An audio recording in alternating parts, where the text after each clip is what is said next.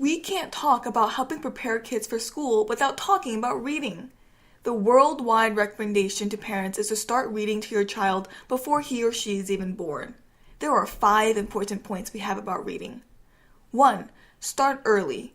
Reading to children before they are born is a great way to practice for talking to your children later. 2. Look at the pictures. When reading, feel free to ask questions and talk about the pictures like how we describe in our Talking About Everyday Things video. 3. Talk with emotion. Try different voices for different characters. It will keep kids interested. 4. Read, don't teach. Some parents try to teach their children to read too early. Don't try it. Babies' brains take time to grow, and trying to teach them to read before they are ready is not good. The U.S. Department of Education recommends that kids start learning at age 3. 5. Read yourself. Kids love trying to be like their parents. If you read your books, your child would want to read, just like you. Watch our friend Stephanie reading to her 2-year-old. This is a great example of how to read to your child. One more story. Do you want to come sit with me yet? Yeah. Do you want to come up?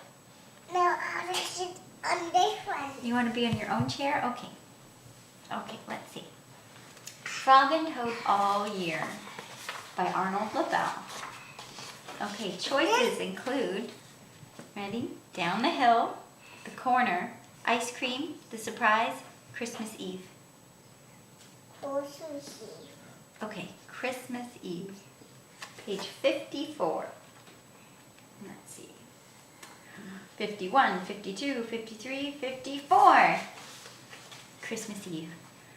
On Christmas Eve, Toad cooked a big dinner. He decorated the tree. Frog is late, said Toad. Toad looked at his clock. He remembered it was broken. The hands of the clock did not move. Toad opened the front door. He looked out into the night. Frog was not there. I am worried, said Toad. Mommy told me that lunch. Oh, these candy canes? Yeah. Yeah, do you remember eating candy canes at Christmas time? Yeah. Yeah, you like them. They're kind of a special Christmas treat. Ready for the next page? Okay. What if something terrible has happened? Said Toad. What if Frog has fallen into a deep hole and cannot get out? I will never see him again. Oh, I'm actually right here. Toad opened the door once more. Frog was not on the path. What if Frog is lost in the woods? Said Toad. What if he is cold and wet and hungry? Uh-oh. What if Frog is being chased by a big animal with many sharp teeth? What if he is being eaten up? Cried Toad. My friend and I will never have another Christmas together. Toad found some rope in the cellar. I will pull Frog out of the hole with this, said Toad. Toad found a lantern in the attic. Frog will see this light. I will show him the way out of the woods, said Toad. Toad found a frying pan in the kitchen. I will hit that big animal with this, said Toad. All of his teeth will fall out. Frog, do not worry, cried Toad. I am coming to help you. And Toad ran out of his house. There was Frog. Hello, Toad, he said. I am very sorry to be late. I was wrapping your present. You are not at the bottom of a hole? Asked Toad. No, said Frog. You are not lost in the woods? Asked Toad. No, said Frog. Yes. Yes. Said Frog. He was lost at the bottom of a hole? Or lost in the woods? Yeah.